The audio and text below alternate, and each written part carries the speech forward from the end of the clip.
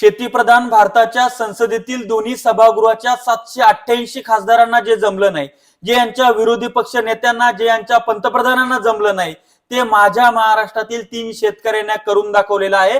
नुसतं महाराष्ट्रासाठी नव्हे तर या देशातील प्रत्येक शेतकऱ्यासाठी भीक नको घेऊ घामाचं दाम याप्रमाणे शेतकऱ्याला त्याच्या उत्पादन खर्च भरून निघेल किमान इतका तरी हमीभाव मिळाला पाहिजे।